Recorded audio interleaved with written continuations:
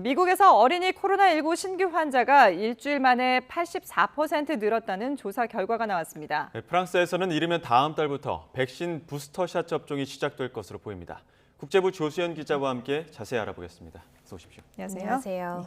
자, 미국에서 지금 델타 변이가 계속해서 확산하고 있는데 아이들이 많이 걸리는 경우도 있다고요? 네, 그렇습니다. 미국 소아과학회가 보고서를 발표해서 그 내용을 좀 정리해봤는데요. 지난달 22일부터 일주일 동안 미국에서 어린이 7만 1,726명이 코로나에 새로 감염됐다고 밝혔습니다. 그전 일주일에 3만 9천 명과 비교해서 84% 증가한 것이고요. 6월 말과 비교하면 5배 늘었습니다. 7월 29일 기준으로 어린이 누적 확진자는 419만 8천여 명으로 미국 전체 코로나 환자의 14.3%를 차지했습니다.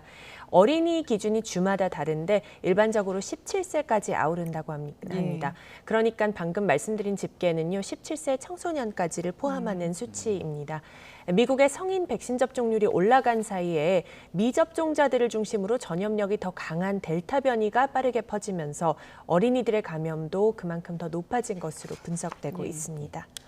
보통은 어린이들의 경우는 성인보다는 중증으로 갈 확률이 적다고 알려져 있는데 실제 상황은 어떻습니까? 네, 보고서를 보면은 어린이 입원 환자는 23개 주와 뉴욕시에서 보고됐는데요.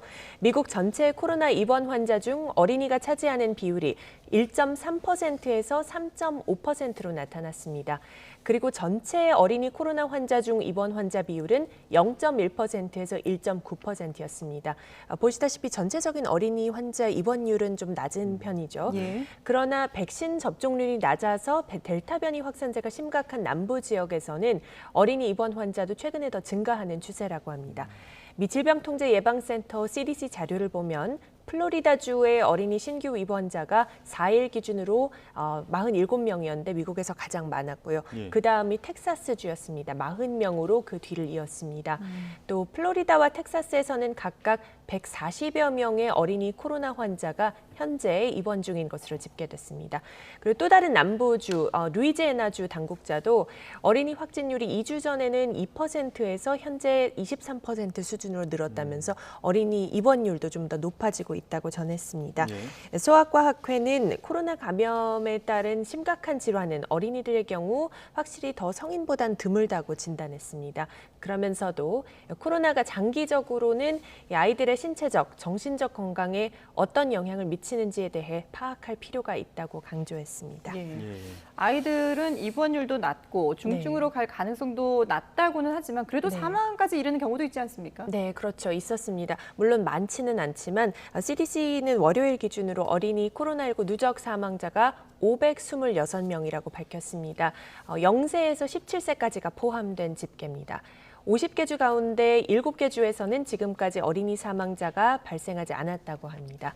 CDC 집계에 따르면 12세에서 17세 인구의 67.9%가 백신을 최소 1회 접종했고 58.3%가 2회차까지 모두 접종을 완료했습니다.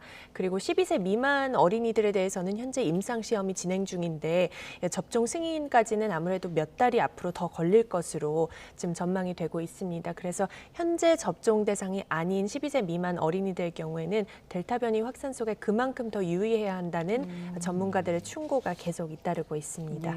이렇게 델타 변이가 확산하면서 어린이 환자까지 증가하는 추세인데 이러다 보니까 각국에서 부스터샷 접종 논의도 계속 이루어지고 있습니다.